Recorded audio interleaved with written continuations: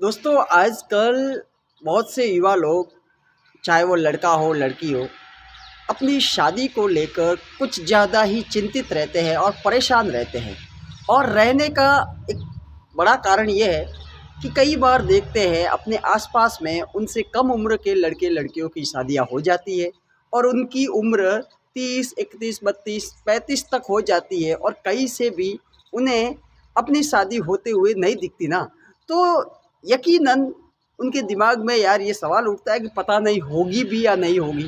अगर आप भी उनमें से एक हो या फिर आप भी शादी को लेकर कुछ ज़्यादा ही सीरियस हो कि पता नहीं किससे होगी, कैसी होगी, क्या होगा, कब होगी, ठीक है, तो सर ये वीडियो आपके लिए काफ़ी यूज़फुल होने वाली है। क्योंकि यहाँ पर आपको ये पता लगने वाला है कि भैया आपकी चिंता करना व्यर्थ है। क्योंकि देखिए बहुत सी चीज़ें हैं ना, वो आपके हाथ में है ही नहीं। देखिए वो आपके प्रारब्ध के अनुसार जब समय आएगा ना तब ही मिलेगी। और शादी भी उन्हीं चीज़ों में से एक है, ठीक है।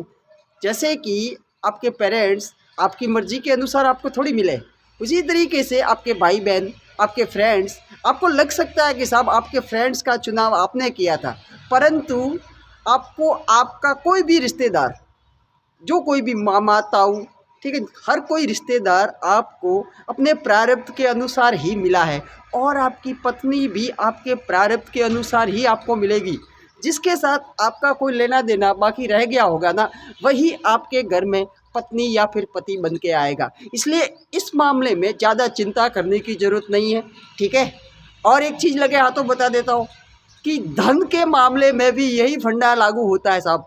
आप कितनी भी मेहनत कर लीजिए, देखिए मेहनत करनी भी चाहिए, मैं वो नहीं कह रहा हूँ कि आप मेहनत मत कीजिए, सिर्फ किस्मत के भरोसे बैठे रहिए। परंतु परंतु आपके प्रारब्ध में अगर ज़्यादा धनराशि लिखी है ना, तो आपको धन भी उतना ही मिलेगा। क्योंकि सिर्फ मेहनत करने से अगर आप ये सोचते हो कि भैया हम लोग पैसे वाले बन जाएंगे, ज़्यादा काम करेंगे तो ज़्यादा कमाएंगे, तो देखिए ये एक सोच हो सकती है, एक थॉट हो सकता है, ठीक है।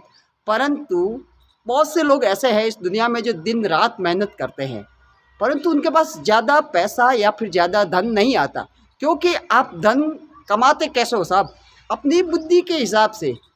और बुद्धि एक ऐसी चीज़ है कि वो आपको मार्केट में मिलती नहीं है, किसी भी दुकान पर मिलती नहीं है। और आपके दिमाग में जो आइडियाज़ आते हैं ना, जिसकी बदौलत आप धन कमाते हो, बुद्धि के थ्रू ही तो कमाते हो भैया। जब बुद्धि से आइडियाज़ निकलेंगे दिमाग में से, तभी तो आप धन कमा पाओगे, आपका आइडिया अगर चल गया तो, ठीक है। और बुद्धि आपको देने वाला कौन? वो ईश्वर, ठीक है।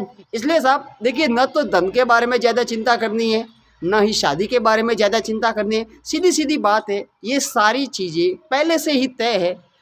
जीवन मृत्यु, हानि लाभ, यश अपयश, ये सब विधि के हाथ है। ये 6 चीज़ें हैं ना, इनमें सब कुछ आ गया, फिर आपके हाथ में क्या बचा है? इसलिए ज़्यादा चिंता मत कीजिए, अपने हिस्से का प्रयास करते रहिए, कोशिश करते रहिए। क्योंकि इंसान होने के नाते इंसान ने हमें समझ दी है, दिमाग दिया है, विवेक दिया है, बुद्धि दी है ना, तो भगवान ने ये सारे इंस्ट्रूमेंट, ये सारे टूल्स दे के भेजे हैं कि भैया इन टूल्स के सहारे आप अपने हिस्से का कर्म करो।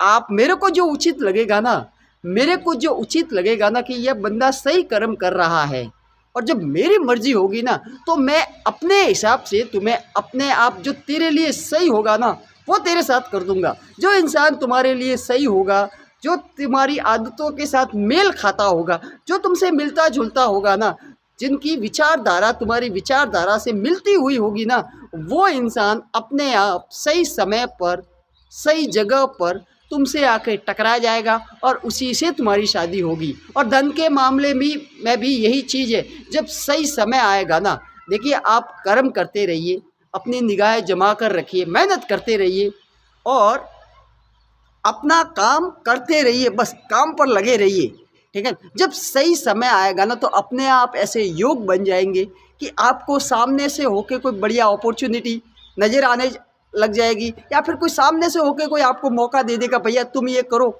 ठीक है, और तुम चलो। आपका हाथ पकड़ कर कोई आपको उठा कर ले जाएगा, कई बार ऐसा भी होता है। इसलिए न तो धन के मामले में ज़्यादा चिंता करनी है, न शादी के मामले में ज़्यादा चिंता करनी है। भगवान ने आपको जिस अवस्था में करंट रखा है ना, उस अवस्था में रहते हुए ईश्वर का थैंक्सफुल रहिए। आप जितना शुक्रगुजार रहोगे ना, देखिए जितना शुक्रिया अदा करोगे ना, उतनी आप ज़्यादा उन्नति हासिल करोगे। और जितनी शिकायतें करोगे ना साहब, देखिए जितनी शिकायतें करोगे ना उतने ही ज़्यादा दुखी होते रहोगे। जो मौजूद है आपके पास, जो जीवन में है, उसके लिए आप थैंक्सफुल रहिए ईश्वर का, क्योंकि जो कुछ भी है ना वो भी ईश्वर की बदौलत ही है। भाई आपकी मर्जी से क्या है, न तो ये जीवन आपकी मर्जी से चल रहा है जो आप जी रहे हो, जो आपको बॉडी मिली है वो भी आपकी मर्जी से नहीं मिली है। क्या है आपकी मर्जी से? क्या आप अपनी मर्जी से जी सकते हो? नहीं ना। तो साहब आपके करने से जब कुछ होना ही नहीं है तो फिर फालतू में खामखा टेंशन लेने से क्या भी हो जाएगा। इसलिए ज़्यादा टेंशन नहीं लेना है, ज़्यादा सोचना नहीं है। अपने हिस्से का अच्छा कर्म कीजिए, प्रभु का स्मरण कीजिए, लोगों की मदद कीजिए, भगवान का थैंक्सफुल रहिए। जो चीज़ें आपके पास मौजूद है ना उन सारी चीज़ों के लिए, उन सारे रिश्तों के लिए, और अपना जीवन मज़े से जिए। Thank you.